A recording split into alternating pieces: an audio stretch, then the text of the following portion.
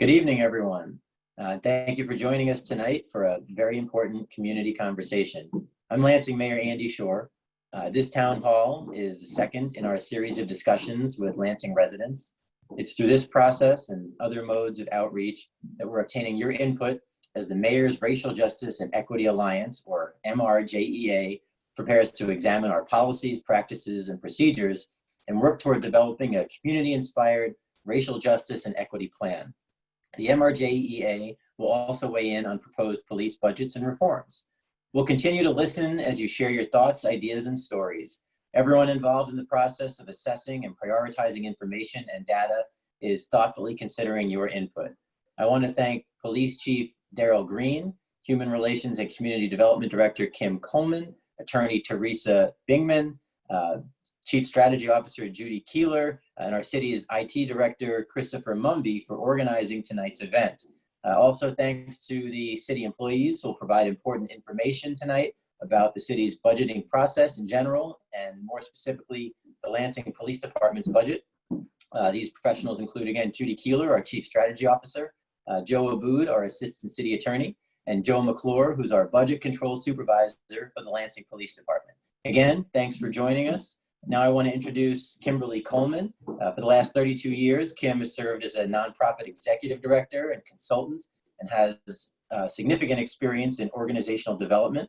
Kim now serves as the City of Lansing's Director of Human Relations and Community Services Department and will facilitate this discussion. So welcome, Kim. Thank you, Mayor. Good evening, everyone, and thank you for joining the City of Lansing's virtual community meeting to learn more about and discuss the Lansing Police Department's budget. I am Kim Coleman, Director of Human Relations and Community Services, and I'm here with Police Chief Daryl Green, Chief Strategy Officer Judy Keeler, Chief Deputy City Attorney Joe Abood, and Budget Control Supervisor for the Lansing Police Department, Joe McClure. Each will give a short presentation, and then we will have a moderated Q&A with all speakers. You will also have an opportunity to ask specific questions to each presenter at the end of their presentation. Please use the raised hand feature and you will be recognized in the order received. We know that 2 hours is not nearly enough to address all of the questions and comments. So in the event that you are unable to ask your question tonight, please feel free to reach out to us by email at mrjea@lansingmi.gov. Or you may reach out to us to arrange a one-on-one or a small group meeting at 517-483-4477. Tonight's community meeting is all about the police budget. Although a complicated process, I can't say enough about the importance of all of us to be well informed about it. With that said, we thank you.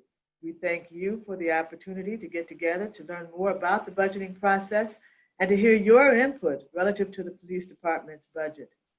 We want to hear your thoughts and your concerns about how we can create and support safe and healthy communities.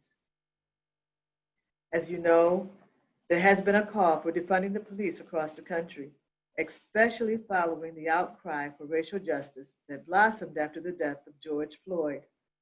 The criminal acts of police officers in Minneapolis has led us to a new level of scrutiny being placed on policing and the budgeting process for police departments across the country. The role of the police department is complex. However, we know that many of you in the community have requests for dramatic changes to the way we fund the police department. That is why we're providing information about the police budget and the budgeting process for your consideration.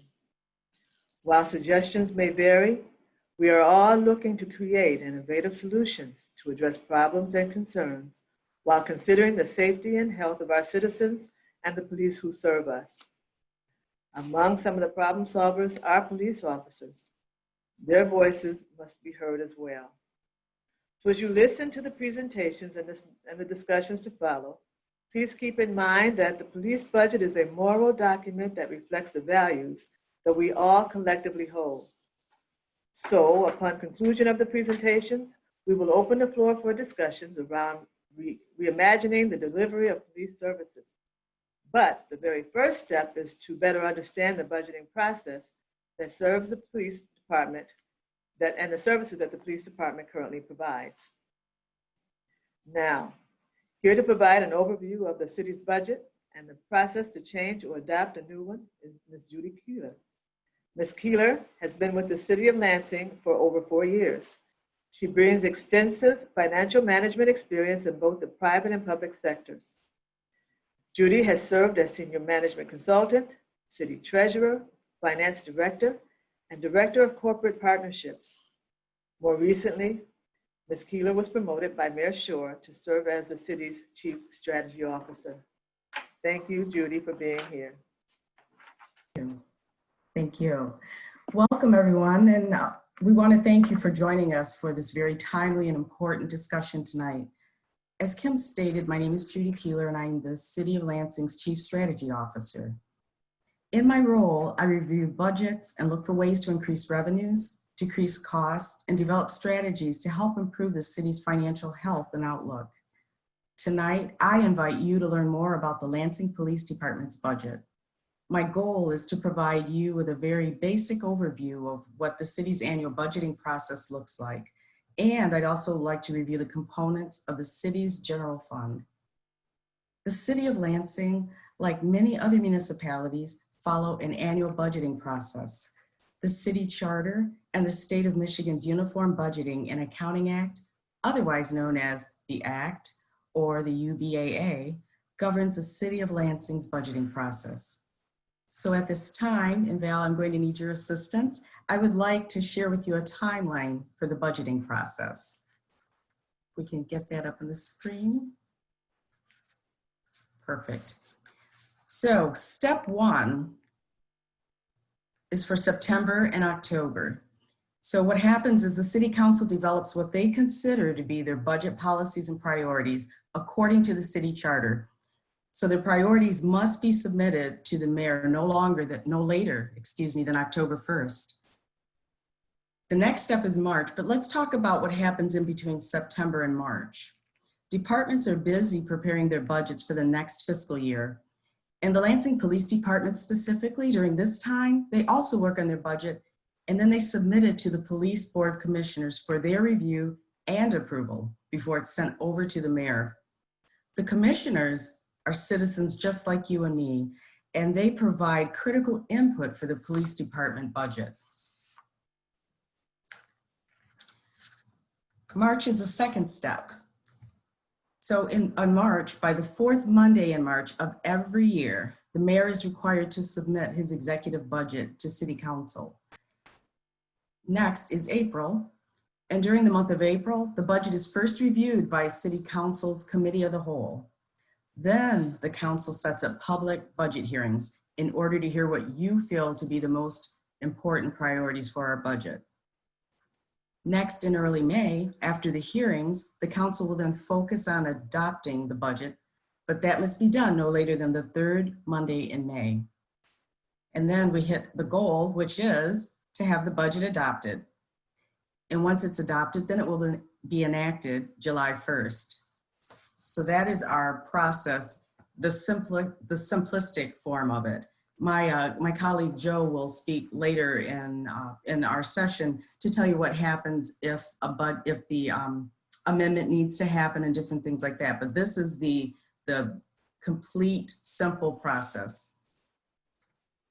So in order to develop a full budget, you have to have your revenues and you have to have your expenses, right? So with the city, the majority of the funding for all departments, including the Lansing Police Department, that comes from the general fund. Some of you may ask me, so what is the general fund and how much of the general fund revenue should we anticipate spending for fiscal year 2021? Val, I'm going to need your assistance again because I created a simple pie chart to highlight the various components of the city's fiscal year general fund, which totals $136,692,294. So in this slide, you'll see that there are 10 different sources of income for the general fund. If you look at the red, and then also, I guess that's like a taupey brown, those two components represent the property tax and the income tax components, which roughly represents 56% of the general fund. Within the red component, which is the property tax, there's going to be a tiny slice, which is a 1.5 voter mill that was dedicated specifically for the Lansing Police Department budget. The current fiscal year for that particular mill, it equates to $3,521,250, which is about 2.5% of the general fund. Next, our next largest source is the 18.3, and that's underneath the beige. You can probably see that return on equity, which is 18.3%. And what that represents is our agreement, the return on equity agreement that we have with the Board of Water and Light. Next, we have revenues from the state of Michigan, which it makes about 12.5% of what our general funds are. Unfortunately, I know that many of you have heard throughout the years that the state shared revenues continue to decline annually, which provides challenges for the city because we have to find additional or new resources to replace that decreasing revenue stream. In our next category, I'm going to lump three of these together, and that's charges for services, which equates to 6.3%. You'll see that underneath the property tax. And then the fines and forfeitures, that's 1.3% of the general fund. Then licenses and permits, which is 1.3%. And these dollar figures altogether represent 8.9% of the general fund. And these revenues are also generated by the various departments like planning, police, public service, and other departments. So when you go up to, let's see, next to the light blue, you have like a slate green. I'm a little colorblind, so please don't laugh. So they're the next three categories. So they're the other revenues, which is 0.3%, and that results from the sales of fixed assets, donations and contributions, and then interest and rents, which is 0.1%, and that's a result of the investment interest that we earn and rent paid by tenants in city buildings, and then the fund balance, which many of you know as the rainy day fund, and that will make up 3.6% of the general fund this year. So in total, the police department will receive approximately $46,493,846 from the city's general funds. And that equates to roughly 34% of this pie, or 34% of the general fund. That is basically our budgeting process in a nutshell, as well as our general funds and the components of our general funds for the fiscal year 2021.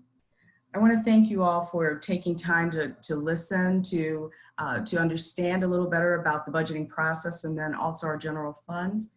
And at this time, I'd like to turn this back over to my colleague, Kim. Thank you, Judy. Now's the time for Q&A regarding the city's budget.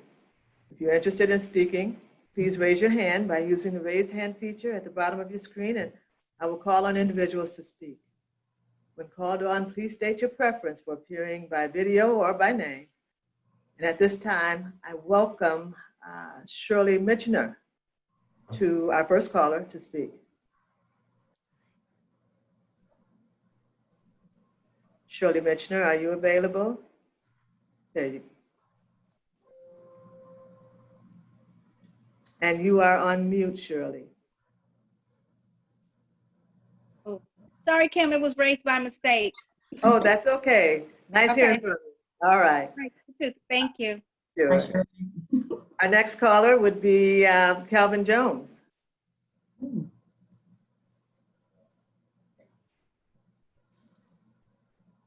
Hi, Calvin, and you are on mute. I'm sorry, my hand was raised by mistake. I'm sorry. Okay. Hi, Calvin. No worries. Thank you. That's all right. We have another hand that's raised, and that's Brad Clark.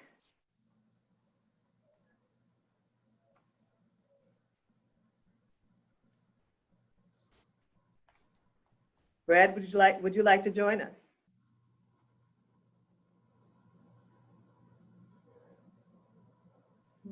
And you are on mute. Hello. Hi. Can you hear me? I I'm can. sorry, I dropped off there momentarily. That's Thank okay. you. Question for Ms. Keeler. I mean, do you have a graphic for the spending that corresponds to the graphic of the monies taken in by the city? Yes, sir. Thank you. That's a great question. So what I covered is just the budgeting process and then also the revenues. And my colleague Joe, who is the budget supervisor for LPD, is going to cover the full budget. So he will show you those expenditures. Thank you. Thank you. Thank you, Brad. Are there any other questions for us with regard to budget overview?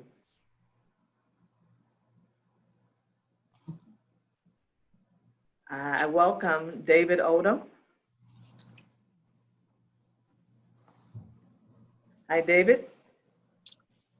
How you doing? I just want to say I think Judy did a very good job in her presentation and gave me a better understanding, so I really appreciate it. Thank you. Thank you, sir. Thank you for your comments, David. Are there any others? Are there any other questions or comments at this time? Seeing none, thank you, Judy. Thank you. Good night. Please know that there will be other opportunities if you change your mind for questions and comments at the end of the presentation. With us this evening to present legal and policy considerations for the budget development process is Mr. Joe Abood.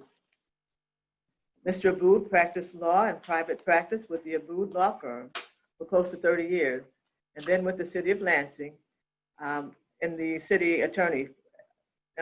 Office of City Attorney for 5 years. He was invited to join the city as Deputy City Attorney, Director of Litigation, and then became Interim City Attorney. Mr. Abood is now Chief Deputy City Attorney. Welcome, Mr. Abood. Thank you, Kim. Good evening, everyone. Tonight, we are looking at the authority legally and a legal perspective on how our budget operates in the city of Lansing. And for that, we look at a couple of things, primarily our charter. And we also look to guidance from the Uniform Budget Accounting Act. These are significant authorities, one from the state, but our charter is primary. Actually, the Uniform Budget and Accounting Act defers to our charter. And it's interesting, just as federal law is different from state law, and state law is different from city, township, and village law,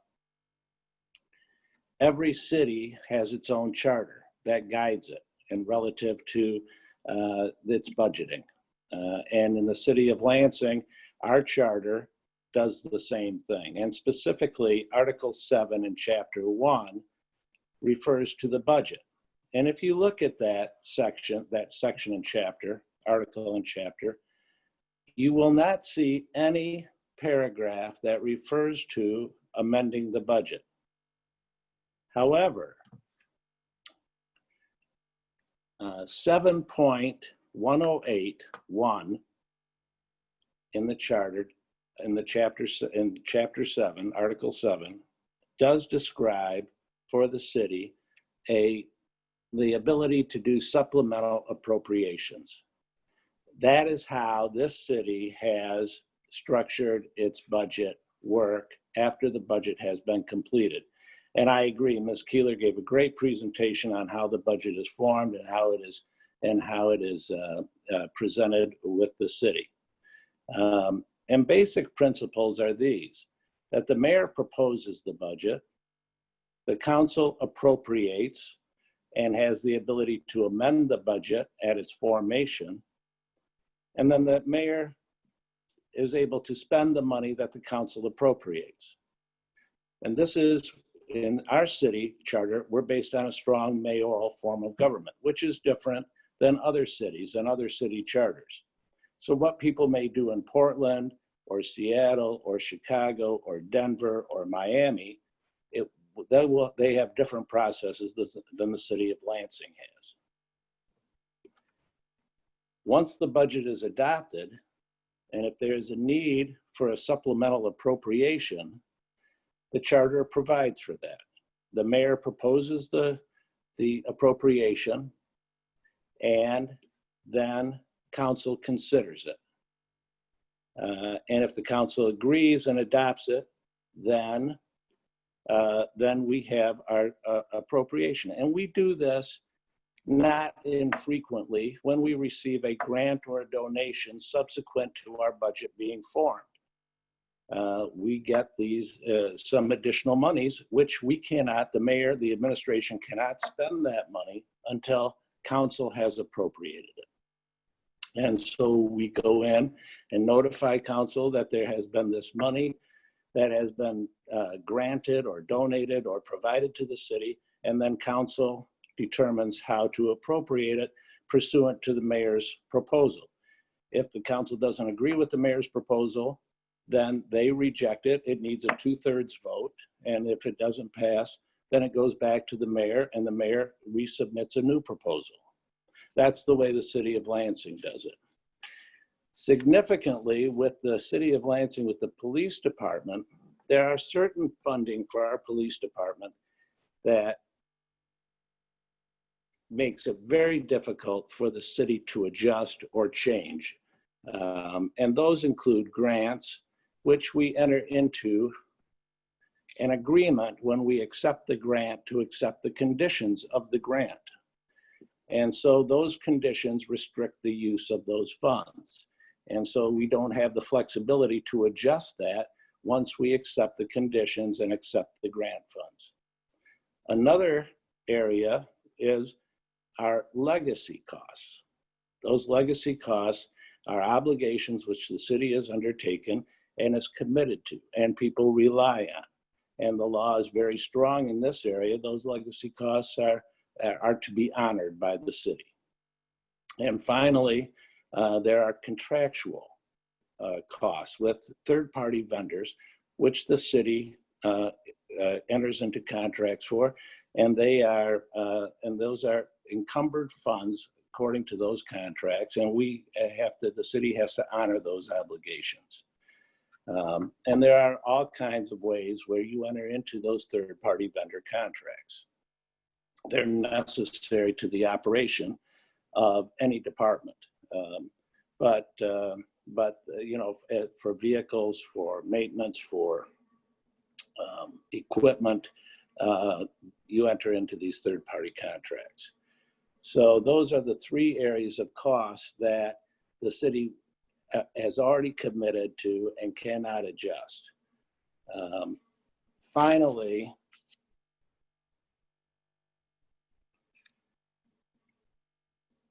while the mayor does spend and can adjust the spending necessary so that the revenues and the expenditures don't exceed revenues, they can adjust, he can adjust the spending, but he can't adjust it to the point where it thwarts the purpose of the budget.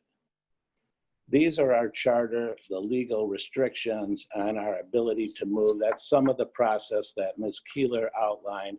That's our legal authority. I thank you for your attention tonight. I'm sorry for my belabored response, but I'm happy to, at the appropriate time, answer any questions, and I'll throw it back to you, Kim.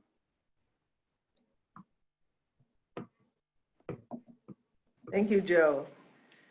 We again have an opportunity for Q&A regarding legal and policy considerations for budget development. If you're interested in speaking, please raise your hand. And again, I will call on individuals to speak. When called on, please indicate your preference for appearing on by video or by name. I do have a couple names here. I'll start with, and I welcome Patricia Spitzley.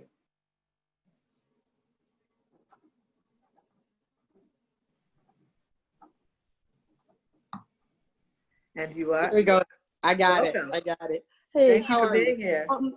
Oh, thank you for taking my question. And my question is for Mr. Boot, of course. So, and just for clarity, because I know the answer, but I think it's important to respond. But what happens if council sends a budget or a portion of the budget to the mayor and he does not agree with that budget or that portion of the budget? Can you explain the process about what's the mayor's options and what's his authority, and then what's council's authority after he makes an action?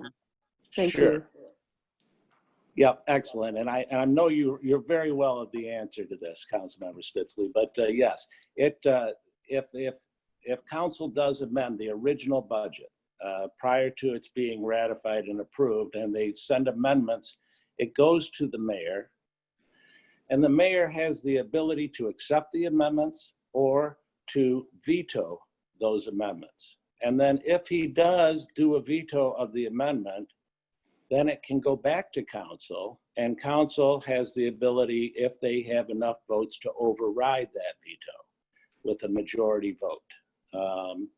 And so, and I'm sorry, not a majority, I believe it would be a 2/3 vote to override the mayor's veto. So that would be that procedure. Is that the answer that you were looking for? Did I get to it? Yes, it is. And that's 6 votes, right? That's correct, out of 8. Yeah, thank you. Same thing with the supplemental appropriation. That's Yeah. also a 6-vote item. And Yeah. that's an important distinction. Thank you. Thank you. And thank you, Councilwoman, for your question. Are there other questions? Are there any other questions? All right, there will be other opportunities upon the conclusion of the other presentations. Joe, thank you. Sure. So here to present us with information regarding the Lansing Police Department's current budget is Mr. Joe McClure. Mr. McClure has served as Budget Control Supervisor with the Lansing Police Department since January of 2019. Prior to his work with the Lansing Police Department, he served as Budget Analyst for the Livingston County Sheriff's Office for 4 years, and he retired from the state of Michigan as Budget Manager with the Department of Natural Resources, Parks and Recreation Division. Mr. McClure, we look forward to hearing from you.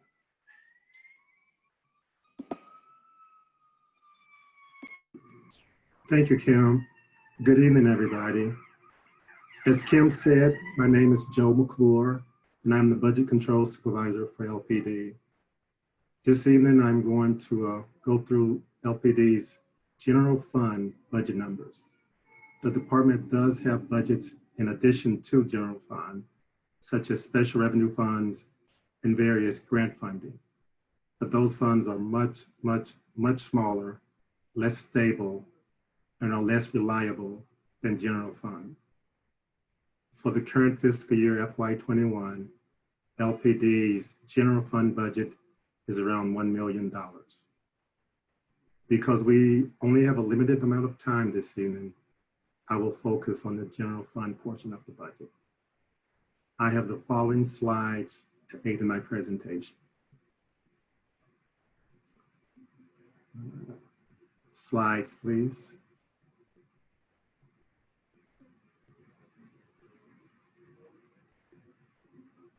The next slide.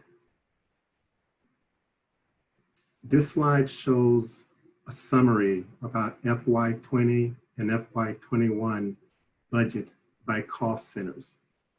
You can see that the cost center with the greatest budget is the Patrol Bureau Cost Center. This year, it has a budget of slightly more than $22 million.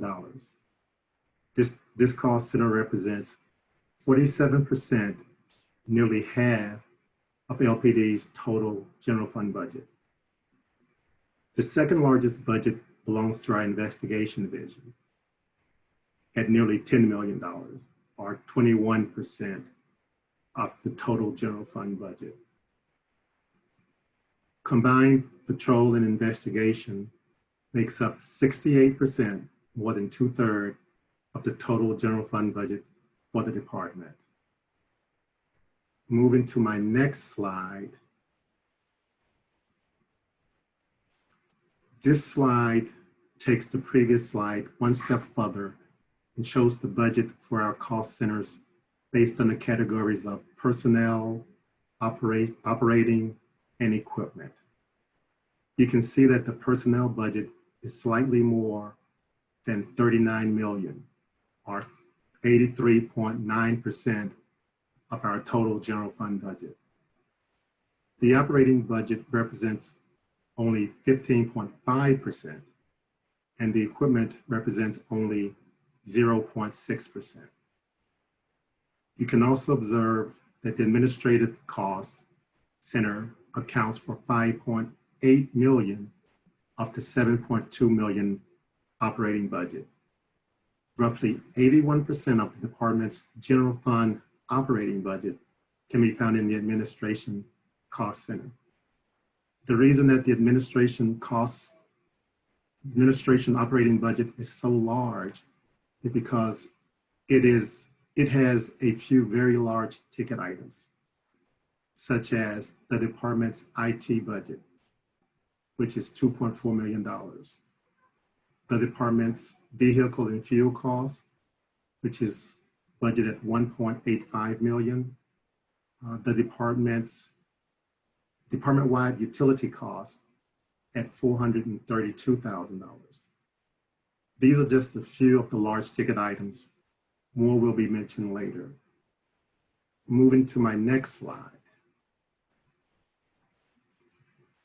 This slide shows the budget broken down by 4 categories: personnel non-legacy, personnel legacy costs, operating costs, and equipment costs.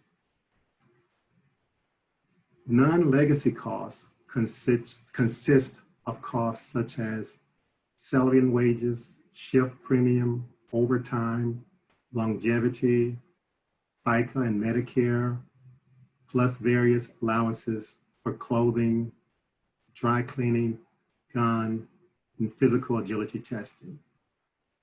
Department-wide, the overtime budget for FY21 is 29% lower than the previous year's overtime budget. The legacy cost, that portion of the personnel cost, $16.8 million, consists of costs such as pension, healthcare, including retirees, workers' comp, unemployment, and termination benefit costs. However, pension and healthcare are by far the greatest cost of these. You will note that the legacy cost is 36.2% of LPD's general fund budget. Moving to the next slide. This slide has a table and a chart showing the personnel budget for LPD broken out between non-legacy costs and legacy costs. The slide also shows LPD's FTE count. Total FTEs are 247, consisting of 206 sworn officers and 41 civilian FTEs. Of the 206 sworn officers, there are 12 community police officers, and of the 41 civilian FTEs, there is 1 social worker. As you can see, the non-legacy cost of the personnel budget is roughly 57%, whereas the legacy cost is 43%. Moving to my next slide.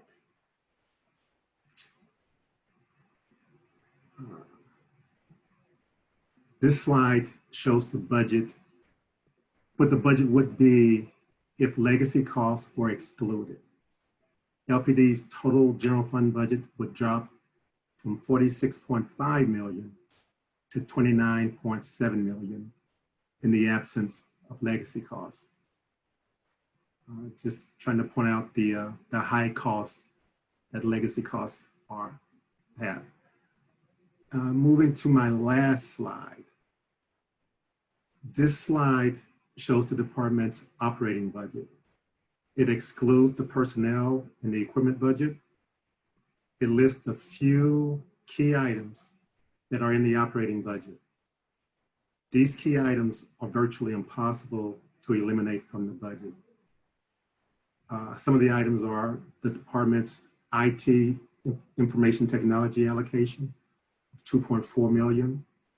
The department pays $3,186.36 for IT per employee, and it pays $3,332.87 per computer. And we have computers in our police vehicles, not just desktops and laptops. We have. Another large ticket item is the equipment rental police vehicles at $1.55 million. Insurance and bond at over $350,000. Uniform cost us over $345,000. I won't go through all of them. I will want to point out near the bottom, the contractual services of $262 for school crossing guards. Under this budget, under this year's budget, the $262,000 would normally be underfunded. It would actually cost us closer to $285,000 for school crossing guards. And the police department is obligated by state law to provide the crossing guards. In addition, there's $21,000 for detainees' meals and mental health services, and $130,800 for training. Absent these key items, the remaining operating budget is $1.1 million. That $1.1 million has to cover hundreds and hundreds and hundreds of items, such as our K-9 budget, our dive team budget, our START budget, our range supplies and operations, office supplies, recruitment and hiring programs and supplies, and numerous other costs. These are the highlights that I want to point out. And this pretty much concludes my presentation on the budget, and I will gladly accept any questions. Thank you, Joe. We will again accept questions or comments from our callers. If you have questions for Joe with regard to the police department's budget, please raise your hand. I would like to invite Gwen Coney to the call.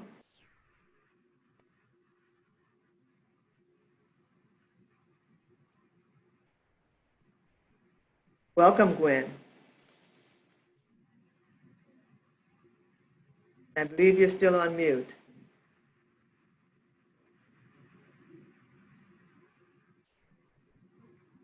Gwen Coney, you're still on mute. Oh, Okay, can you hear me now? I can hear you now. Thank you. I was listening to his presentation, and when he mentioned legacy costs, there seemed to be a change in his tone. Is the city considering maybe doing something with legacy, bring that cost down? Not that I'm aware of. Okay, I just noticed a little change in your tone, and I kind of wondered if that was being considered as something that can be in that budget. No, I apologize for the change in tone. There was no hint behind that change in tone. Okay, thank you. Thank you, Gwen. Next caller, Jonathan Yono. Welcome to the call.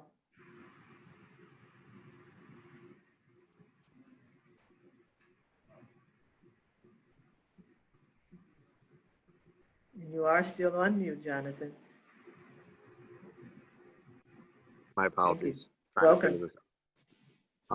Just noticed that there was a $20,000 increase of the range costs, and I'm wondering what that is attributed to. Thank you. The range budget is primarily for munition disposal costs. I don't have the exact cost reason behind the cost, because I didn't really consider that to be significant from year to year. It could be that there's more training, more munition needed. I can get that information to you at a later date, but off the top of my head, I don't know the reason for the $20,000 increase. Do you know if it's I don't know this answer. You might, if it is an internal to Lansing range, or is it something rented by an MS? Did they use an MSP range, or what range is it? Just curious. The LPD runs the range. I couldn't hear all of your question. It sounded like, but LPD runs it. There are two people assigned to the range, one sergeant and one officer. Thank you. I appreciate it. Thank you, Jonathan. I will accept another caller. Tanisha Berry, please. Please join the call.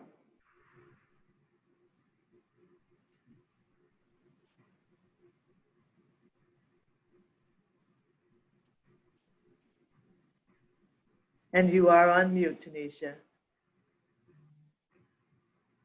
Hello. Hi, welcome. Hi, I have 3 questions really. I wanted to know, what does the termination benefit cost consist of? Which category does officer mental health fall under? And what happens to the contractual service of crossing guards now, as there is not a need for it? Answer your first question. Termination cost is when someone retires or is terminated for other reasons. They may have built up vacation pay, comp time. I'm not sure if comp time is payable. Built up vacation pay that they get paid for. There may be some small other items, but it's their vacation pay and things that they have earned. Thank you for that. Okay. The other question regarding the school crossing guards, what happens to that is it remains in our general fund budget for the current time. That's what it does. It remains in our general fund budget. And your other question was officers' mental health, I believe. Could you repeat that question? Ms. Terry, can you repeat your third question?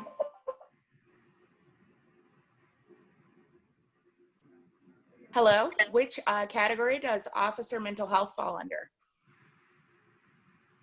Could you elaborate more when you say that? I'm not sure I understand exactly what you mean.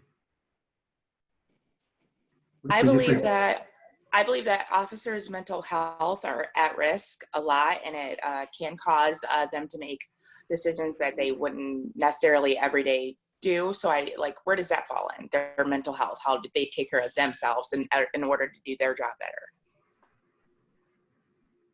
That's a pretty far-reaching question. I know there's vacation time. If you're talking about the cost associated with it, I'm dealing with the numbers. If we have to pay for any type of cost, it will come out of our operating budget. Can I step in on that question? This is Chief Daryl Green. Yes, please. So officer well-being, some of those benefits are associated with our healthcare.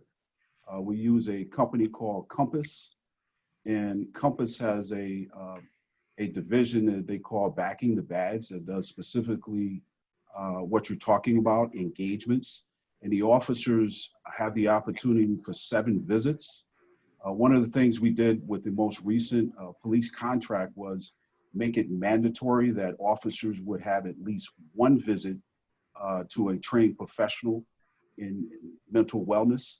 We also engage in a host of different trainings that monies would come out of the training budget that further talk about mental resilience and other capacities to engage officers regarding their mental health and well-being. And we also have our police social worker, And that comes out of the community services unit budget as well. And our social worker further is available to assist with techniques and strategies that officers or get provided information with to mitigate stress levels throughout their job. And thank you very much for that question. I thought it was very good. Thank you, Chief. Thank you both. Thank you, Ms. Terry. We do have a couple more questions, and we can take maybe two more. Lannis Gilmore, you want to join the call? Hi, welcome. Thank you. Thank you very much. It's Lanius, but thank you so much I'm sorry. for giving Thank that you. a try. No, Thank okay. you. It's all right. I have a question, and I'm grateful to know that the chief is on, because if I heard this wrong, he can easily fix it. In the first meeting, the way I received it was there was a statement that the funding line for community policing, or that community policing is expensive. And I was hoping, that was one of the things I was hoping to learn tonight, is to understand what that means. Why is community policing expensive, and therefore we're limited to the number of officers we currently have?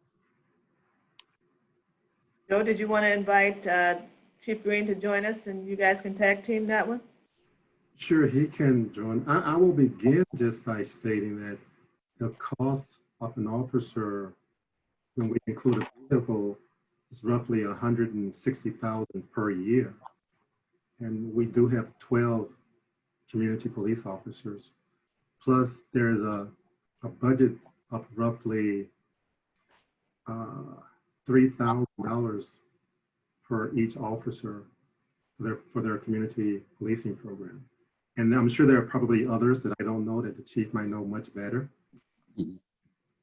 And I'll kind of jump in, Joe, you're absolutely right. And I think when I use the term expensive, I mean that to essentially when you assign a community police officer to a specific community, that community is a small area. We usually try to keep it anywhere from 4-block area to 15-block area if we can. We have some areas that are larger. However, it's expensive in the capacity that I have to take those 12 officers out of the patrol division staffing levels. And so what happens is our staffing levels will remain modest with community policing, whereas those community police officers don't go from call to call to call. You can't put them in a pool of 85,000 calls for service. They're assigned specifically to that area. I guess the other thing, particularly with community policing, is that in that bracket for budgeting is also the police social worker, and you also have a assigned police lieutenant and a police sergeant to manage those 12 community police officers. So the span of control is really, one sergeant, the 12 officers, a social worker. The social worker also has interns that can help and assist. So maybe, I don't know the general number of it. I know the general number is about $2.3 million just for, community police officers and the social worker. So, but for me to take, 12 officers, 2 command officers, 14 different officers out of patrol staffing does hinder us a little bit to respond to calls and put those officers in the loop for those 85,000 service calls. Thank you. Thank you, Chief. Thank you, Joe. Ms. Gilmore, does that answer your question? Thank you for asking. Here's how I'll answer it. I'm going to keep thinking about it, because what I am hearing is opportunity costs, not cash. And so I just need to process. All right. Thank you. We have time for just one more question, and then we'll move on to our last presenter, and that would be Brad Clark. Brad Clark, would you join the call?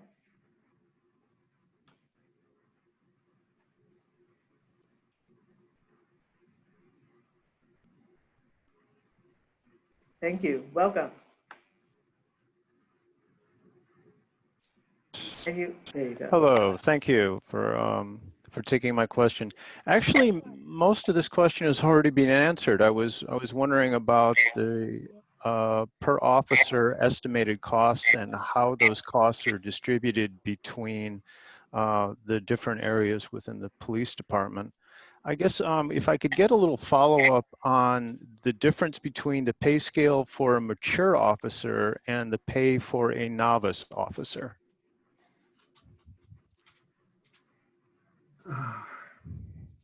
A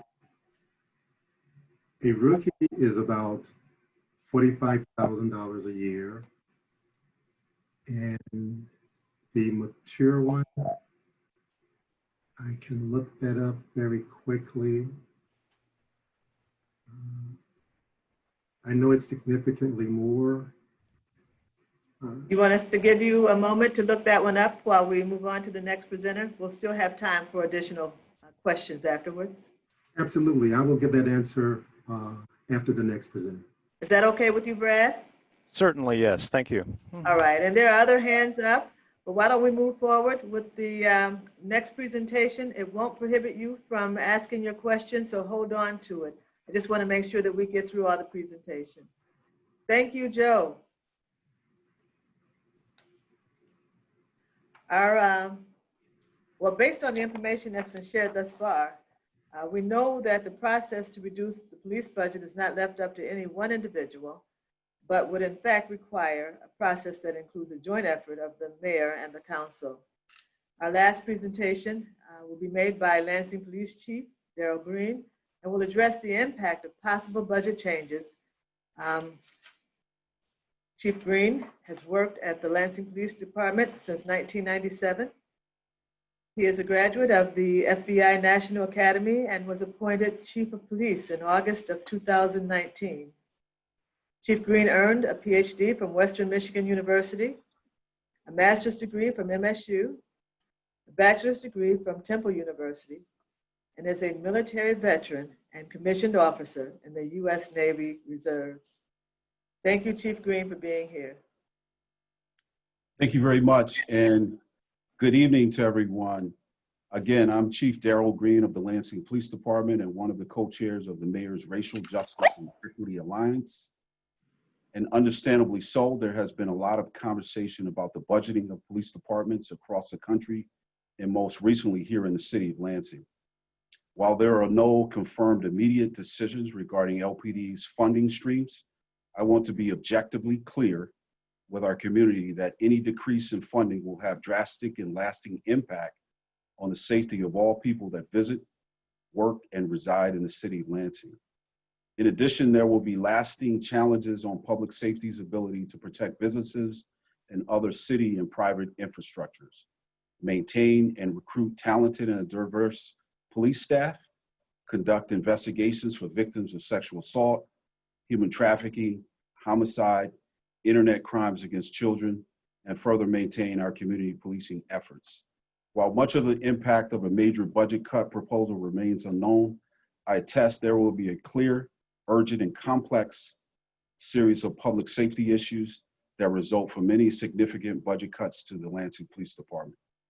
However, I welcome the opportunity of engagement with city leaders, residents, and others seeking to reimagine public safety in a manner that transforms policing in a way that addresses many of the current governmental gaps in infrastructure that policing accepted responsibility for throughout the years. The police are often called to address homelessness, substance use disorder, and mental illness.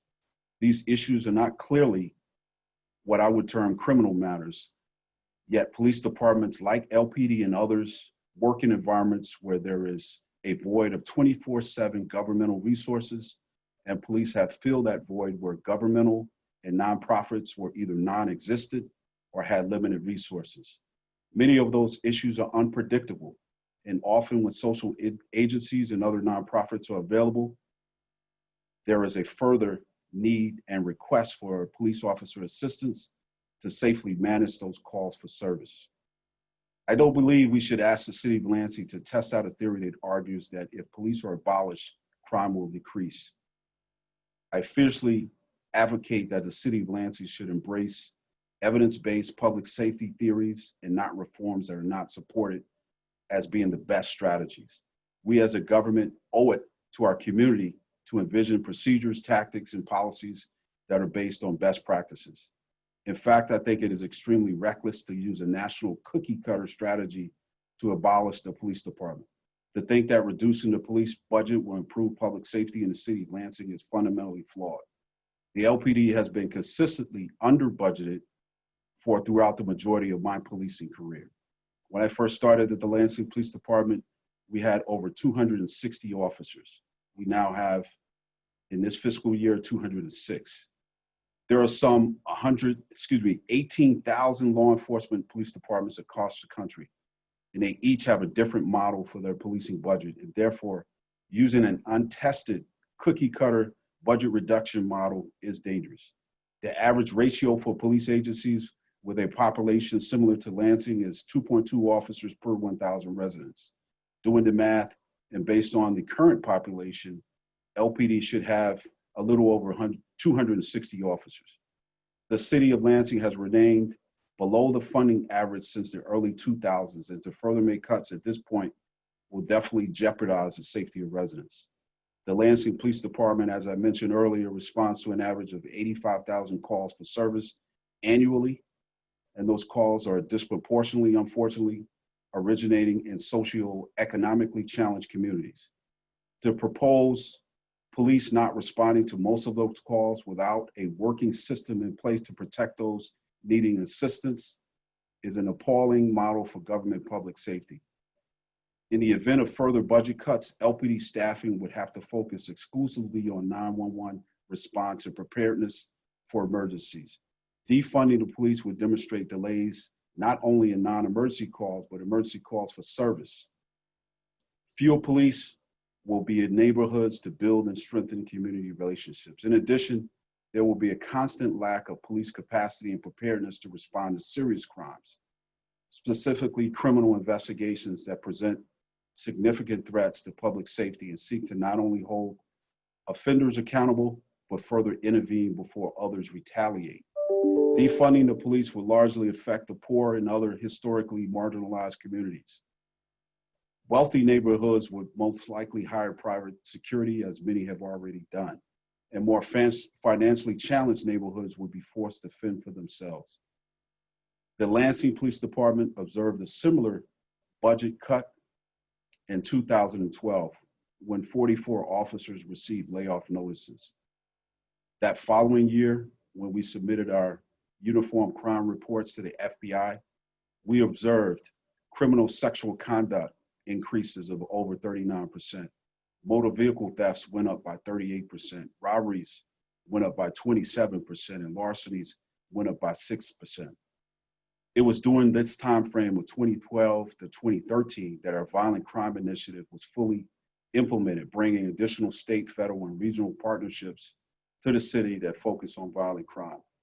The Violent Crime Initiative was an idea that grew from the shooting death of 7-year-old Amaya Edmond, and a further conversation that the city of Lansing could do a better job in protecting its citizens. Based on proposed budget cuts, the Violent Crime Initiative will more than likely be disbanded. The impact of police reductions will largely be one of personnel reductions. And why would police officers remain at a city department that suggests personnel reductions every year for the next 5 years? There will be anticipated loss of minority police officers that have lower seniority levels as a result of recent diversity hiring initiatives. A 10% reduction of the budget for 5 continuous years would demonstrate a loss of 120 officers, leaving the department with 86 officers. The department would further lose its community policing efforts. 12 community police officers would no longer exist in those communities. This would further hinder the department's ability to positively engage with the community and build trust. The department would likely see total elimination or significant capacity reductions in the following units. The traffic unit, which conducts accident investigation and enforce traffic safety laws in our communities. investigation units such as our sexual assault, our sex and labor trafficking units, our homicide investigations unit, our domestic and elder abuse units, our internet crimes against children unit, our fraud and forgery units. We would further see reductions in our training budget capacities, training such as implicit bias, de-escalation, fair and impartial policing, crisis intervention, humane policing, and other recommended professional training to police officers cost money, and we would have to make those tough decisions. We would further likely lose the ability to respond to non-emergency vehicle and non-injury vehicle accidents and other non-major incidents. I conclude that the notion of reducing the LPD budget will have serious consequences. And I want to be on the record firmly stating that I don't support defunding the police, and I attest it will have a negative impact on public safety, which will negatively almost affect every aspect of the city's growth.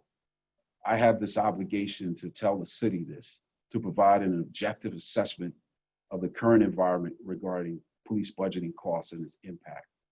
As such, I firmly do not support any budget cuts to the Lansing Police Department. However, I'm open for suggestions on reimagining the police department. I'm open for the need of more social workers. I'm open for the need of more community activities for our youth.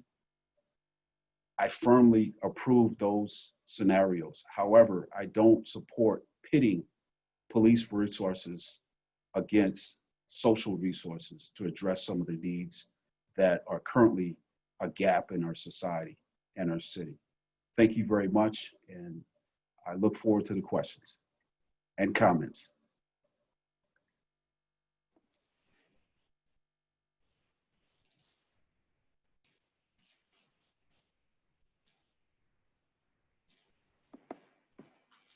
Thank you. Thank you, Chief.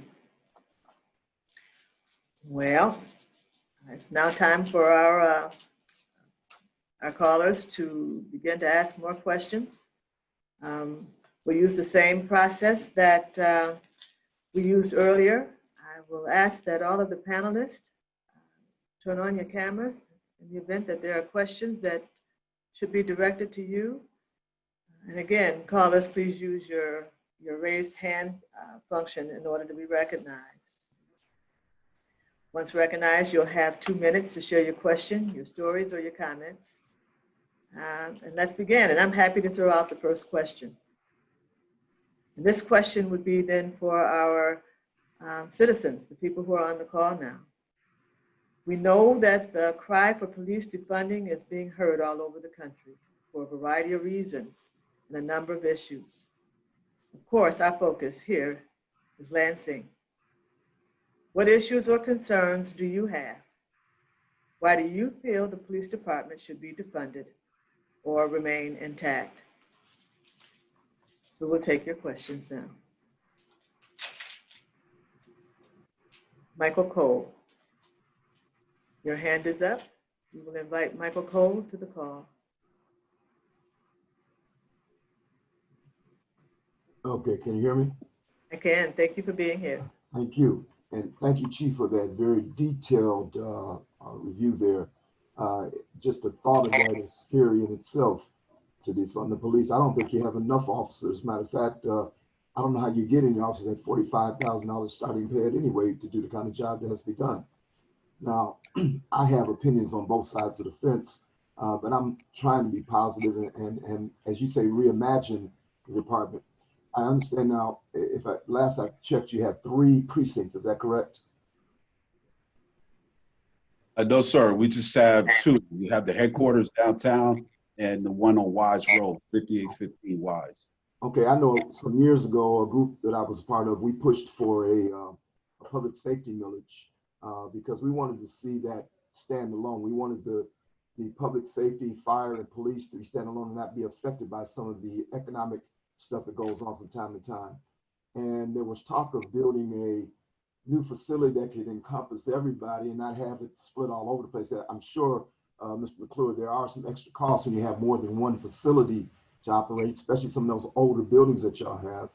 Has there been any thought about putting together a committee and trying to come up with some type of building plan that could be bonded and in an area that would be, you know, advantageous to the city, and try to do some things in there where you could have your training facilities and a lot of other things that could be added into that one place. I'd like to just hear y'all comment on that. Hey, thank you very much, Mr. Cole. And I've been here for almost 24 years, and I've seen and heard of some of the commentary you gave about, you know, housing, public safety together in one building, and, you know, to mitigate some of the costs for years. And, you know, frankly, that's really not my, I guess, my authority or my responsibility to really comment on. But that would definitely be, you know, a question for the public. And, you know, definitely I would assist in making an assessment. Is that financially reasonable for us, something to look at? So I would be looking forward to direction on how to proceed with that, something like that. Thank you, Chief. Thank you, Mr. Cole. I'd like to invite Fonda Brewer to the call, please.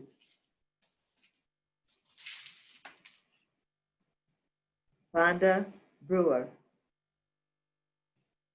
Welcome. Thank you, and thank you for the forum. It's been very informative. Good. My question is for Chief Green, perhaps, or anyone else who thinks they might have an answer. I know that in some states, they look for opportunities to regionalize services or do shared services within the region, perhaps with other counties. For example, like the 911 call center. I don't know if that's being done here, but are there any opportunities to regionalize some of the services that are offered by the police department? Yes, thank you very much for that question. I think that is great. And so we have done a lot here at the Lansing Police Department to expand our force with the staffing levels we have.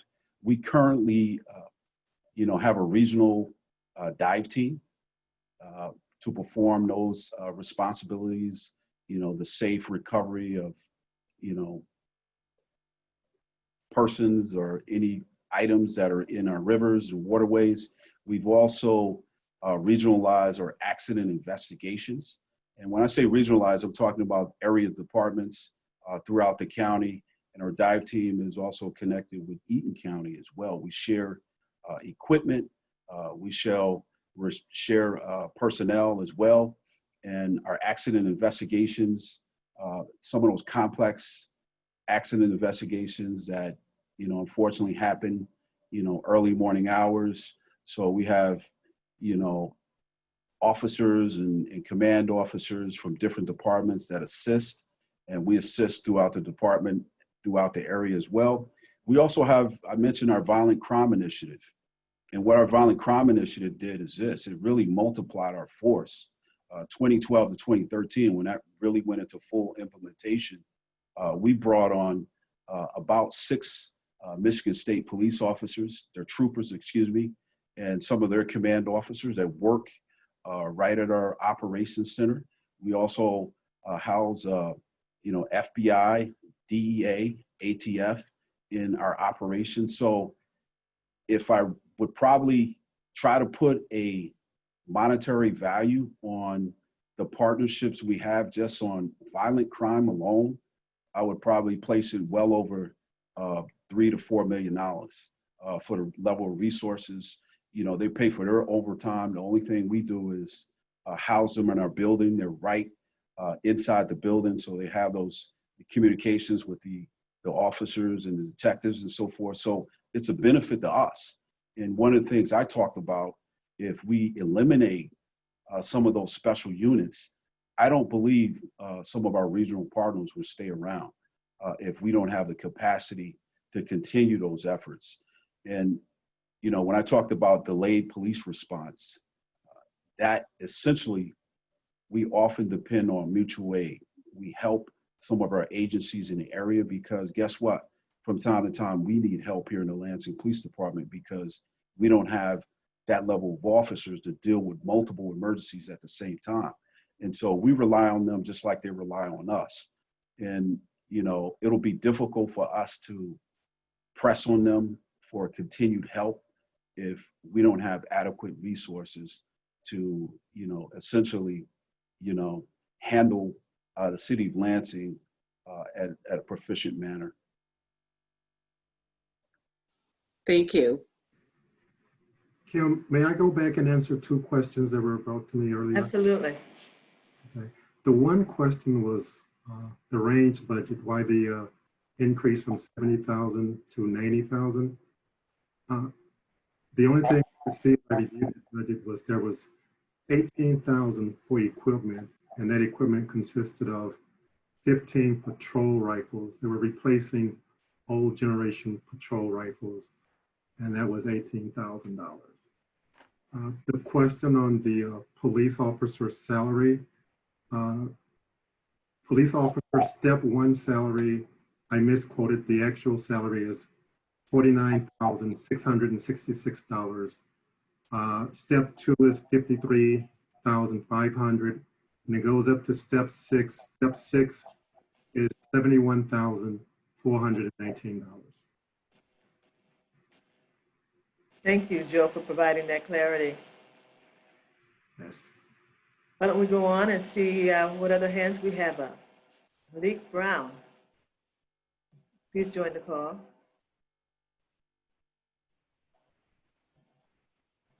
Thank you and welcome.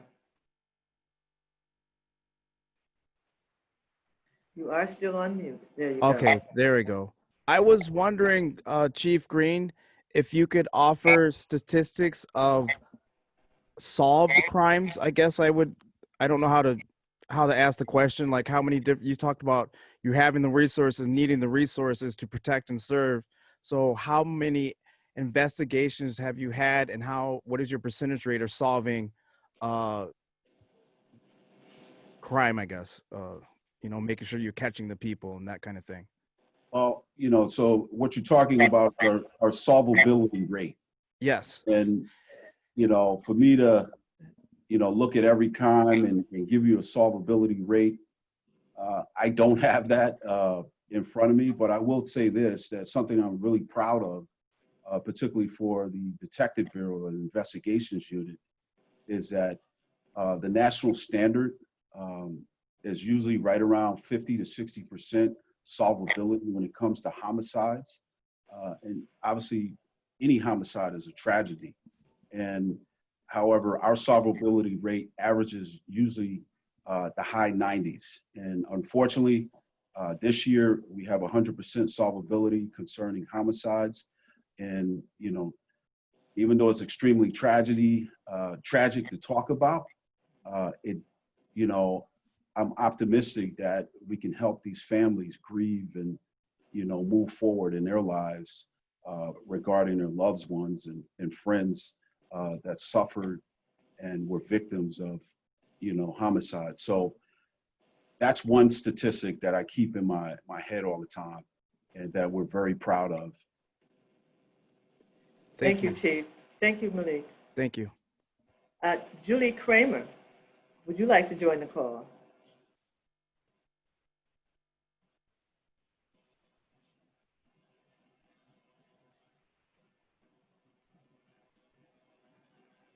Welcome. Hello. Can you hear me? Yes, we hear you. Hi. So I don't have a question. I just have a brief comment. I really appreciate everyone for taking the time.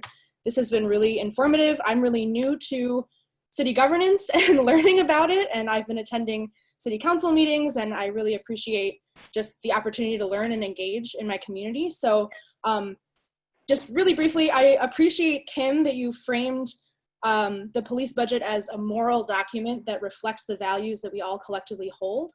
I think it's becoming clear to me that this isn't true, that there are many people in Lansing who don't see their values reflected in the police budget. And I want to just go on record as someone, as a Lansing citizen and a homeowner who is in support of defunding the police.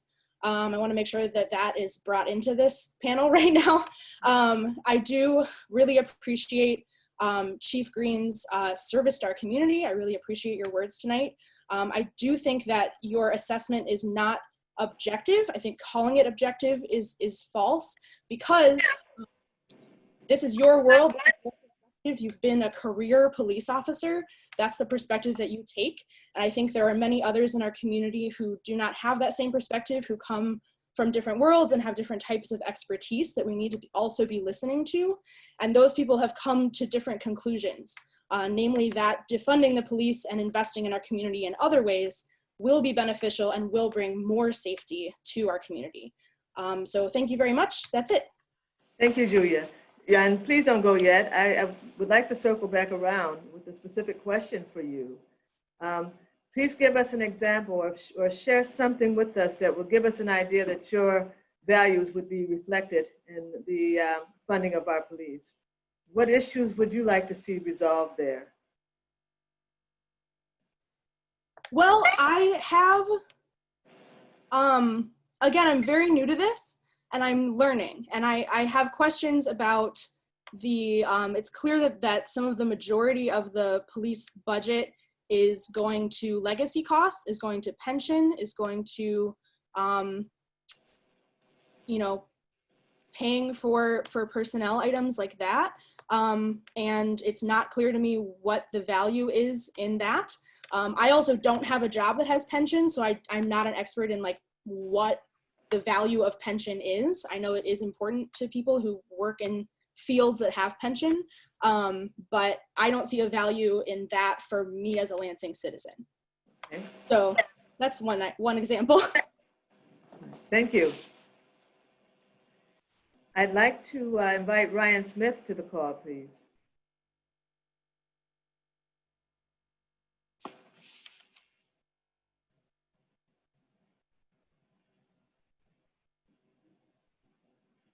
Welcome, Ryan. Good evening, ladies and gentlemen. How are you tonight? Great, thank you.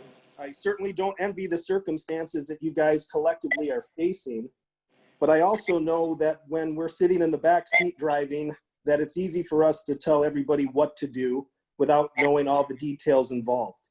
I think that tonight's presentations were very informative. Thank you for doing them.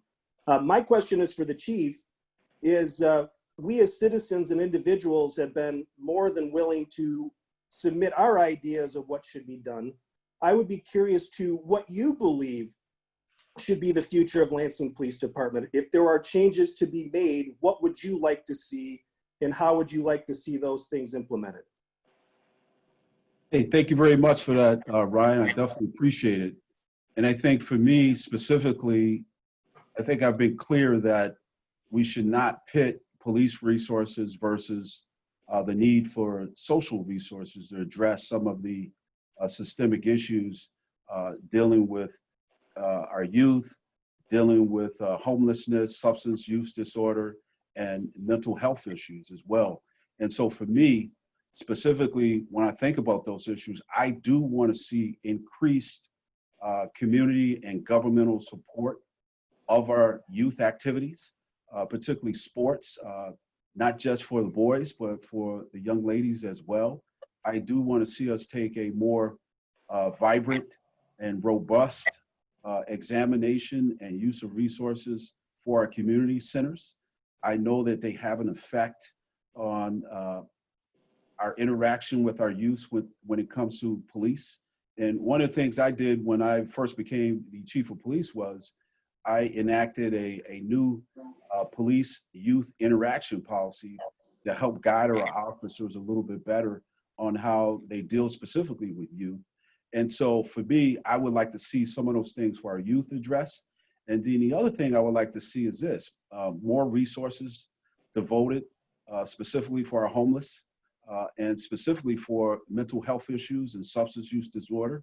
I think that we have an opportunity to increase our social workers at the Lansing Police Department. I have found the one social worker we have, and we were the first in the state to do this, to embed a social worker at the police department. And that social worker, I think she needs to have an opportunity to speak as well because I've been in conversation with other social workers, and they have a different opinion on what the social worker should do, how they should do their work.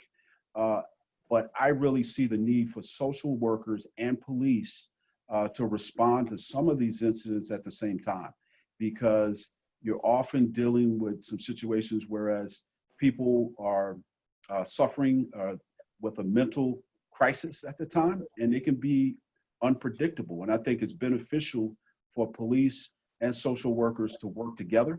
And I think that, you know, when I mentioned the youth activities, there's a place for the police department in those youth activities. And I've been talking to a couple of some of our sports leagues that have some great models and great plans. They just need a little bit of money. We have our police athletic league, but we didn't fund that through the general fund budget. We fund that through donations, and donations are running very thin right now when it comes to donating to the police. And so we've definitely tried to navigate that. We've also, in our budget, we have what is called our gang resistance education and training, our great team that deals specifically with officers going into the school, teaching a 13-week program for social skill development of our youth between grades 6 and 8. So we understand the value of that. And that's what I lean on my community police officers to take those values into the community. And so I would like to see us further develop some of those social mechanisms we deal with. And there's an opportunity for us to work with other community members and other community partners. So thank you. I'll be quiet now, sorry. No, I Thank appreciate you. your response. Ryan? Ryan? Did I lose Sorry, I Ryan? let him go. I can get him back if you need him. That's okay. That's okay. We'll move on. I'd like to invite to the call Elaine, and you're going to have to help me with your last name. Bishaw?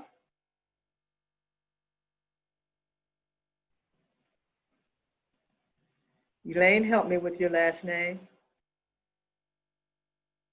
And you're on mute.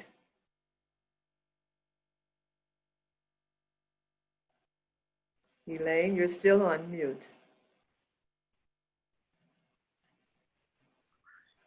Now, can you hear me? I can hear you now. Okay. Chief Green mentioned that community police officers have very limited geographical areas that they're responsible for, and one is as small as a 4-block area. I guess I'd like to understand how a 4-block area would keep an officer occupied full-time all year round. Or are there that many calls that he answers in that 4-block area every day? Yeah, if I can just kind of correct that a little bit. Ideally, you want those community police officers in a very small neighborhood. You want them to adapt that small neighborhood. And we send our community police officers to specific areas based on the crime data, based on some of the social issues. We look at the unemployment rates in certain areas, those areas that need a little more attention. And we encourage the community officer to develop those positive relationships with that community. And as I said previously, ideally, you want them in a small neighborhood. When I was a community police officer, and I was a community police officer for 3 years, Leroy Fro, it was essentially a block and a half. However, there is a surrounding perimeter of areas that people come in. Many a times I was dealing with people that were not from the community that were causing problems. It wasn't necessarily the people in the community, it was people coming from outside. So the officer just doesn't stay specifically in that area. The officer develops relationships and tries to expand those relationships. And unfortunately, most of our community police officers are in areas that are a lot larger than 4 blocks. But there are a couple areas that need even more special care and have a lot of foot traffic, a lot of vehicle traffic. And so it just depends on the area. Thank you, Chief. Thank you, Elaine. I'd like to invite Maxine Henkin Kane to the call. Maxine Kane. Welcome. Hi, thank you. Okay, I did not hear the initial comments of the speakers. I missed that part. But my question is, I believe that there are good policemen out there. The majority of our policemen are good. And we have a few that are challenged. My question is, as we are trying to reform the police department, how involved are the policemen themselves in making those reforms? Because sometimes, like parents, we tend to make decisions for our children without listening to them or giving them input. So have we had a dialogue with the policemen, the ones who are in the streets? Have we asked them what they think they need to do in order to reform that department, knowing that amongst them, you have some who might not be as honest as they should be? And then my second question is to the other participants, what's one thing that you think the police department should do? Because Lansing is a wonderful place with some challenging things. And I think that if we work together as a unit, we can at least decrease the number of incidences that are happening here in the neighborhood. So to Chief Green, have you had a conversation with those policemen and involve them in this decision making, since it's going to affect them? You know, Dr. Kane, I definitely appreciate your comment, and obviously, you know, understand a lot about work culture. You know, there's a distinct police culture at every police agency. I mentioned there's 18,000 across the country, and Lansing has a distinct police culture as well. And you're absolutely right. You know, our officers are very professional. There's always, you know, in any organization, there's the need to have systems in place for oversight and accountability. And you want a department that's agile and nimble and flexible and can change based on best strategies, practices that arise throughout the years. And so we have had those conversations with officers, but not enough. There has not been enough conversation. So I will accept accountability for that, for not listening to the officers more. And you bring up just a viable concern for me, you know, because one of the things I need to do is to make sure that I am selling and discussing the reform changes that, you know, I put in place now and that I want to see moving forward. And, you know, that takes time and energy. We do have work groups and various unions that I communicate regularly with, but having the discussion sometimes with the officer on the ground, there's a communication gap because I have different knowledge base than they have, and they have a different knowledge base than I have. And so somewhere we got to meet in the middle. So thank you very much for encouraging me to do a better job on that. Thank you. And Maxine? Yes. Can you tell us one thing that you think could be done? Good question, Ms. Kim. There is so much. Number one, I think we have to realize that all of us want to live. Every policeman wants to go back home to their mother, their father, their sister, their brother. And every citizen in Lansing, every young Black boy, every young Black girl, every white child, or whatever, all of them want to go back home to their parents, and nobody wants to be killed. So I think if we were to allow them to come together, because we can have all kinds of training. However, if we don't have these policemen and people of color, these teenagers with their hair going here and the tattoos and all that, if we don't have real people in deep conversations face to face with each other, so they can actually see in their eyes, listen to them, to each other. Until we are face to face with each other, we will never understand each other.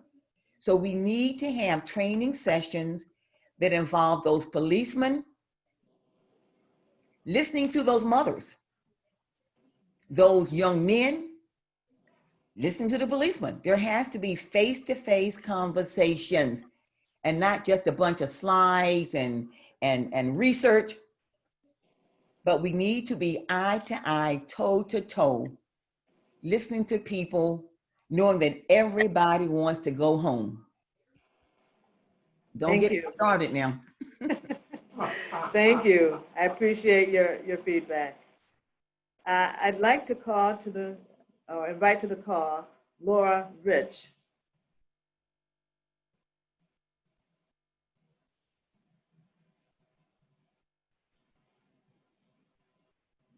Welcome, Laura. And you are on mute. Take myself off. There you Okay, there I go. I want to thank everybody for the forum. My question, I don't really have a question. I have a concern and a comment. Chief Green says something about youth basketball and some to that effect. But my concern is that when we talk about the young people and for them to do things in the community, there really isn't anywhere for them to do anything. I was thinking, you know, back in the day when I was growing up, and I know times have changed, but don't you think we need to have a community center where kids can express their talent as of sewing and cooking and, you know, skills that they need to learn to be in the community, to be an upstanding citizen? I mean, everybody is not sports orientated. I mean, we need somewhere to teach children life skills, you know, to, you know, better themselves in this community. That way you have so much violence and drugs and, you know, the things that they do. I mean, we need to start somewhere. I wasn't on the call in the beginning, but from what I've heard so far, I wanted to comment on that. This is something that children need growing up, is life skills. They need to learn a skill. And at the Boys and Girls Club, yeah, they play basketball, they do their homework or whatever, but we don't have anywhere for children to go so they can, you know, if they want to learn different things, if they want to express their artism, you know, their art of, you know, what helps them in the community, that's a start somewhere. And I'm wondering, doesn't the city have a grant writer who could write grants to fund these programs for these children? Because it's there with the child growing up, not waiting until they get teenagers and adults, but the schools don't teach that stuff anymore. When I was going to school, we learned sewing, we learned cooking, we learned things to help us be a productive citizen in the United States, in this world. That's just my comment, and my question is, don't you have a grant writer who could write grants to fund these programs for these kids? Chief Green, did you want to respond, or did you want me to respond some as well? Yes, I would like to redeem myself, and I sincerely apologize. when I said, boys and girls, I probably should have made sure I said not just sports as well. So definitely a host of different activities. I've been a mentor for the Turning Point of Lansing for years. And I understand that there's, children, they have more interest in just sports. So I definitely appreciate that. And I apologize for not articulating that better. And I if accept that. And if I can add to that, Laura, the Department of Human Relations and Community Service do have grant writers, and we do provide some funding to community agencies to provide services such to individuals and organizations within the community. Important is to have organizations that are interested in doing that kind of work. And I do know that the Boys and Girls Club does a phenomenal job with the work that they do with youth. And that's just one example. But yes, we do have grant writers, and yes, there are opportunities to apply for funds to provide such services within the community. May I just add to that as well? We do have a grant this year from the Battle Creek Community Foundation, Project Safe Neighborhood Grant, $25,000 that includes things other than sports for the neighborhoods. I can't remember all the details offhand off the top of my head, but it was not just sports, and it kind of took a hit because of COVID-19 this year. And I know the officer who was in charge of that got promoted to a different division, and just recently it's picked back up, even though it's been hindered by COVID-19. I don't know what's going to happen with it. But I just want to point out that we do have a Project Safe Neighborhood grant in the amount of $25,000, and that the Parks and Rec has a similar grant, although it is for late night basketball in the amount of $36,000. We appreciate your comment. Please, go ahead. And if I could just say about the grants, the Lansing Police Department does not have a grant writer. And, throughout the years, coming up the ranks, we all get an opportunity to write multiple grants, and our crew has done an outstanding job in getting millions of dollars of resources from the federal government for programs like activities and all types of equipment for the city. And thank you, Laura, for your comments. I think we all recognize what it is that you're suggesting. And it definitely benefited a lot of us, and I'm not going to speak to my age, but many of us were at community centers growing up, and so we know the benefits of them. So thank you for raising that question and sharing your comments. I'd like to invite Brad Clark back to the call.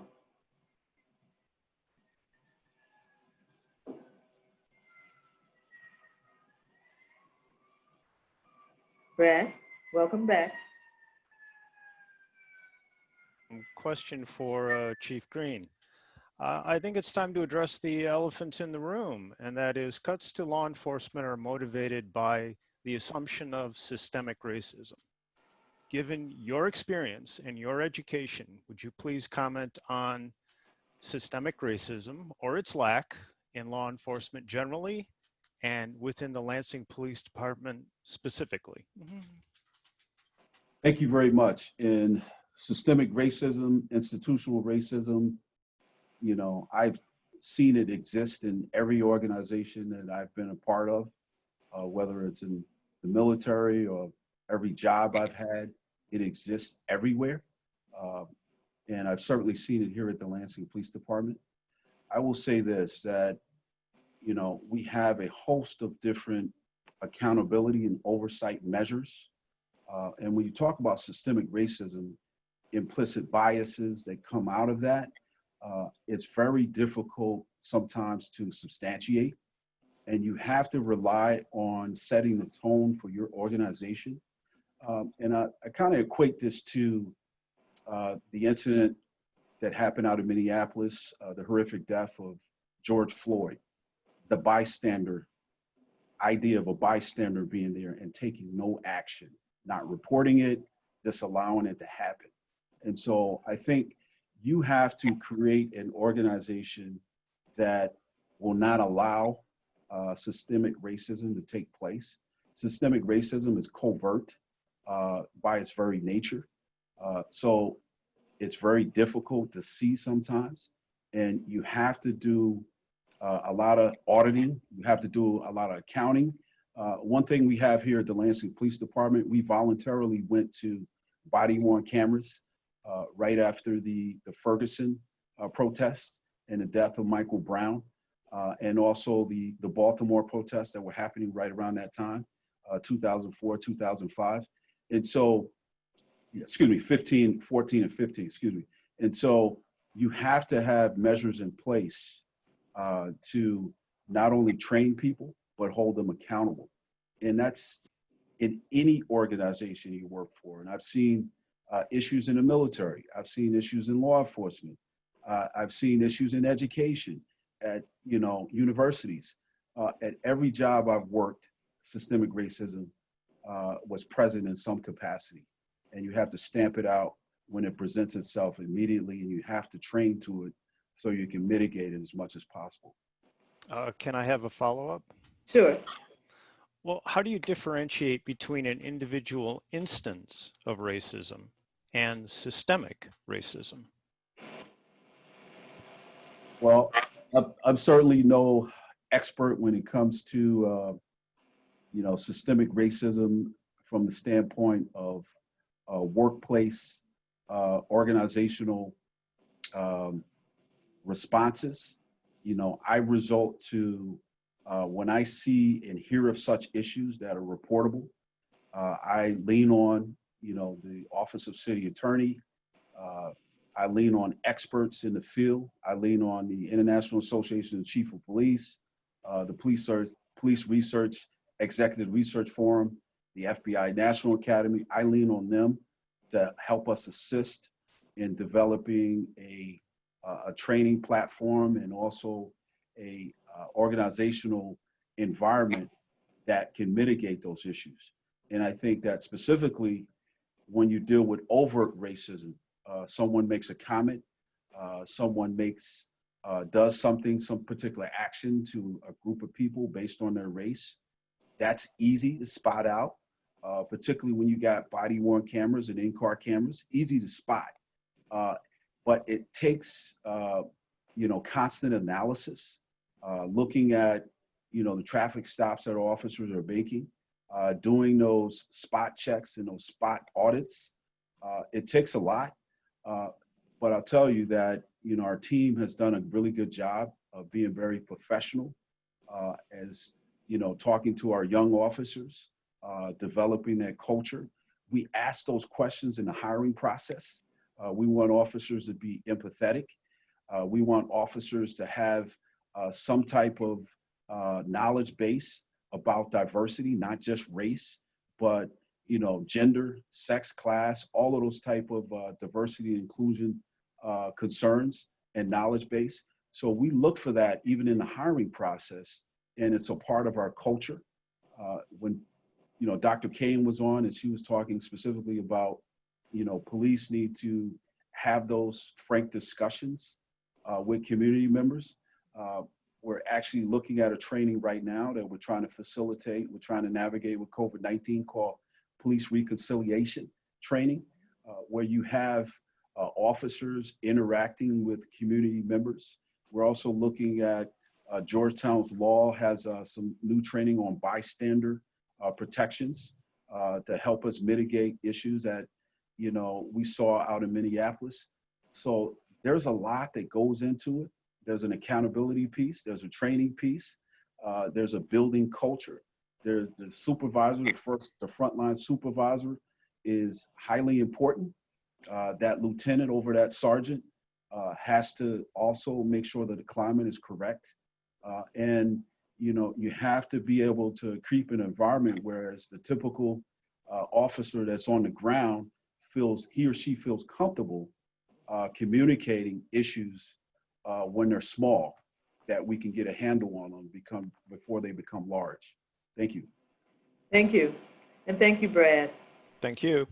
Yeah, Jonathan Yono, please join the call.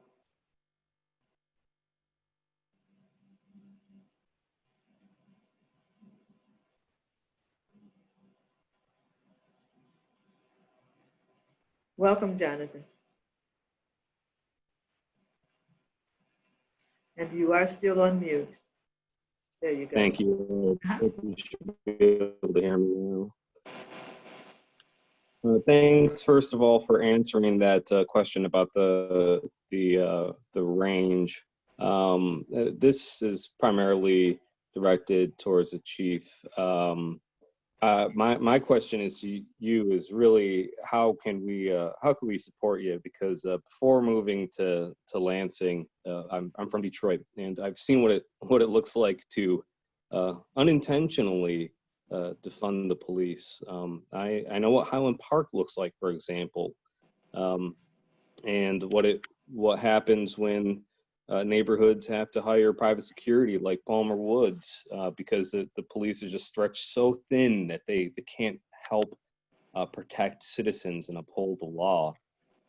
So I'm really don't want to see your department stretched any thinner than it is. I'm a military man myself. I've been in probably, I don't know, maybe a little bit less time than you, I don't know, a decade myself, sir. And thankfully, I've never had to fire a shot, and I hope I never do, especially in my own country. And I know that things like patrols by law enforcement deter crime, and that's patently obvious. I never want to have to protect my home, my wife, in a violent manner. I really don't, and I hope to have your force continue to get the resources that they need. I totally understand the calls and support the calls for mental health and community engagement, things like the gentleman suggested community event centers, for example. Completely supportive of, not the job of law enforcement. I think we need that in addition to law enforcement and in conjunction with law enforcement. Jonathan, I think we're losing you. I just want to know, as a citizen that wants to live in a peaceful community, how do we support the police department to make sure you get the funding to continue your mission? Thank you. Thank you. Chief?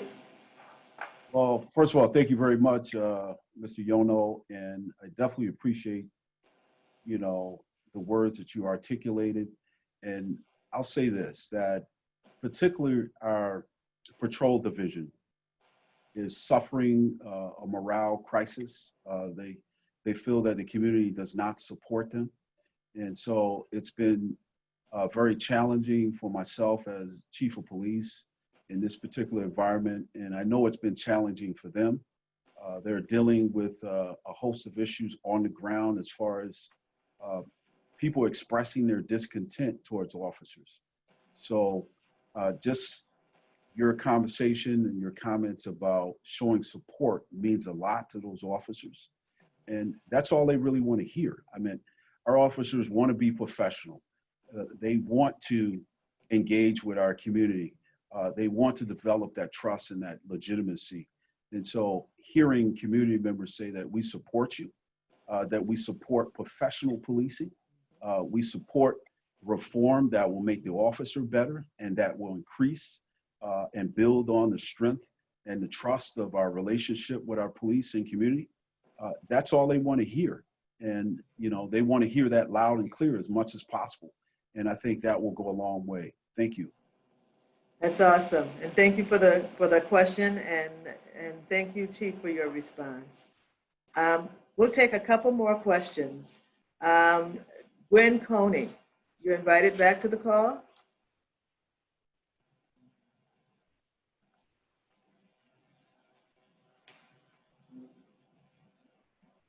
Welcome back, Gwen.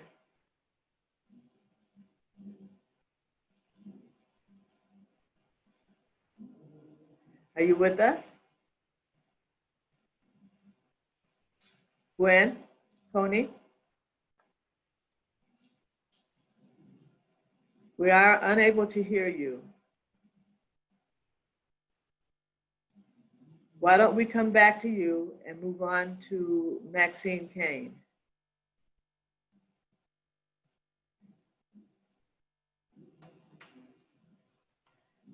Hi, thank you for having me back. I wanted to say to Police Chief Green that your work is very, very challenging, and I wish you the best of luck. I want to encourage you again to invite your police officers to join the conversation and get that input from them as well, knowing that they are mostly good people. But my question is to Mr. Booth, Mr. McClure, and to Ms. Kegler. If you were Police Daryl Green, what 3 things would you do to reform or to strengthen the police department ASAP? And I ask this because I believe in including everybody in the conversation. What would you do? 3 things, quickly, please. Well, since you mentioned me first, I'll jump in. Thank you for the question. And I have to say right off the top, I think Daryl has forgotten more about law enforcement than I will ever learn. But having said that, you know, from a legal perspective, we want our officers to comply with the law. That's our big thing. I mean, I don't need 3 things. One thing is the deal. We need our officers to apply and abide by the law. And I think that's instrumental in their vow to protect and serve. All our officers are sworn officers. They've sworn to be loyal and to apply the law consistent with their oath and our charter and our city ordinances and state law. And for the most part, our officers do that. I can tell you from the inside, I'm very proud of our department. It is not perfect. There is a ways for this department to go. But that happens if there's a genesis to a department. There's a gestation period. You're always having people, your most experienced officers, retire at 25 years. And you're bringing in a new officers, and this influx of new young officers don't have the road experience or the training experience, even though they have been trained and certified by MCOs. So that's what we do. We engage in training, and we stress best practices. We have a chief and a department administration that follows that lead, that are invested in that, and give us a lot of confidence that what we legally want to accomplish, they are putting into effect. If that answers the question. Awesome. Yes, I'll go next. The question was reform and strengthen the police department. I would respectfully say I do not know enough about police operations to have any clue of what reforms would be efficient and effective. When it comes to strengthening the police department, I'm a finance guy, and finance is all I understand. So obviously, the more money, the more better. Well said. Well said. Ms. Keeler, did you want to respond to the question? Sure, I'd love to. First of all, hi, Dr. King. It's good to see you again. Good to be seen. Blessings to you. Thank you. I agree with Joe that, we aren't experts, but there are a couple things that I've noticed over the years that I would love to be able to address. I was talking with Dr. Green before. There's been an increased amount of calls to help mentally ill people. And we're all forgetting about the fact that Governor Engler closed down a lot of facilities, which you know, and there was really not a good mechanism for helping and providing assistance to these folks that left the facilities. I really would be interested in knowing what the experience has been with these officers with our mentally ill, because I really would like to see how we could partner more. You know, Dr. Green, he is, you know, a pioneer in bringing a social worker in. I think that there's more work that can be done there as far as helping to bring resources so that the mentally ill people are not just thrown in jails. And I'm not saying that that's all that happens, but I'm saying that there's some type of gap service that needs to be there to help. Because quite frankly, I think that the breadth of what our officers are experiencing, you know, dealing with homelessness, domestic violence, rape, I mean, there's a whole myriad of things that have an emotional and mental piece to it that I think would help to strengthen the efforts that Dr. Green is you know, trying to engage in with our community. And then I really loved what you said earlier, because it is so true that people need to communicate. People need to have those genuine relationships.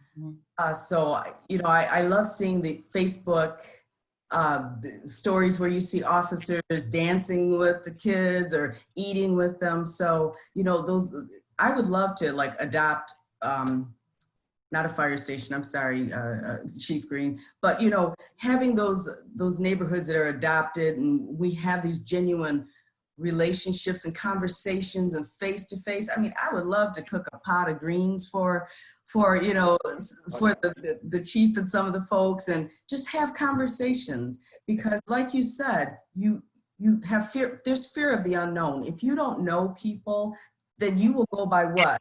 Stereotypes, the preconceived notions that don't, that's not relevant to everyone, you know? So those are the two things, you know, create a format so that genuine relationships and conversations and dialogue can take place, and then also knowing and understanding the needs of the mentally ill. Thank you, Judy. I am so sorry. It is now 7:30, and I do respect your time. We do have some hands that remain, and I encourage you to give us a call or shoot us an email to share your questions or your comments with us. We recognize that there are a number of conversations that are still yet to be had, so we can't be done just yet. There'll be plenty of opportunities for you to share information with us. We intend to have some focus groups. We welcome opportunities to come out into the community and talk and answer questions. You can always go online and shoot us an email, and that we appreciate and would look forward to. I must say that this concludes our police budget community meeting, and I want to extend my personal thank you to our presenters, the City of Lansing support staff.